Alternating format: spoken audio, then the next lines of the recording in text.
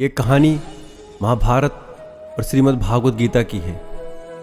कई लोक कथाओं में भी इस कहानी का जिक्र मिलता है। एक कौवे की गरुड़ से दोस्ती हो गई। दोनों काफ़ी समय साथ गुजारते थे। उनमें मित्रता इतनी गहरी हो गई थी कि आपस में कोई बात नहीं छिपाते थे। एक दिन दोनों एक नदी के किनारे पेड़ पर बैठे बातें कर रहे थे। तभी एक यमदूत उधर से गुजरा। वो कौवे को देखकर मुस्कुराया। गरुड़ और कौवे ने उस यमदूत को अनदेखा किया और अपनी बातों में लग गए। लेकिन अगले दिन फिर वही हुआ। दोनों बातें कर रहे थे। तभी वो यमदूत फिर उधर से गुजरा।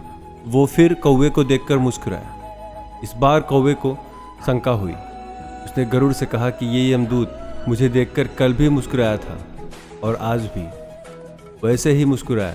कुछ गड़बड़ है। हो सकता है मेरी मृत्यु आने वाली है। गरुड़ ने उसे समझाया कि ऐसा कुछ नहीं है। ये एक संयोग भी हो सकता है। तुम चिंता मत करो। 2-3 दिन और ऐसे ही निकले। रोज यमदूत कौवे को देखकर मुस्कुराता। अब तो कौवे को यकीन हो गया कि निश्चित ही मेरी मौत नज़दीक है। उसने गरुड़ से कहा, मित्र, मैं मरना नहीं चाहता, लेकिन ये यमदूत जरूर 1-2 दिन में मेरे प्राण निकाल कर ले जाएगा। ये रोज ही मुझे देखकर मुस्कुराता है। गरुड़ को भी लगा कि हो सकता है कौवे का शक सही हो। उसने कौवे को धैर्य रखने के लिए बोला। गरुड़ ने कौवे से कहा, तुम चिंता मत करो मित्र, मैं तुम्हें यहाँ से इतनी दूर ले जाऊंगा कि ये यमदूत तुम्हें दिखाई नहीं देगा। गरुड़ ने कौवे को अपने पीठ पर बैठाया और उस जंगल के हजारों किलोमीटर दूर कैलाश पर्वत पर ले गया। दोनों को अब ये डर नहीं रहा कि यहाँ कोई उन्हें परेशान कर सकता है। लेकिन वे जैसे ही कैलाश पर्वत पहुंचकर एक गुफा तक पहुंचे, वहाँ वो यमदूत पहले से ही मौजूद था। उसने कौवे को देखते ही उस पर पास फेंककर उसके प्राण निकाल लिए। गरुड़ देखता रह गया।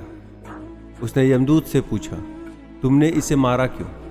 यमदूत ने कहा कि इसकी मौत इसी समय लिखी थी, इसीलिए इसके प्राण निकाल लिए। गरुड़ ने फिर पूछा, तो फिर तुम इसे देखकर उस जंगल में मुस्कुराते क्यों थे? इसे मारना ही था तो वहीं मार देते।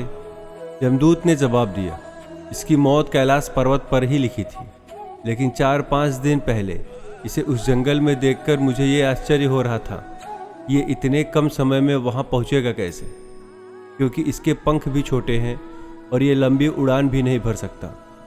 तो हजारों योजन दूर कैलाश तक ये पहुँचेगा कैसे?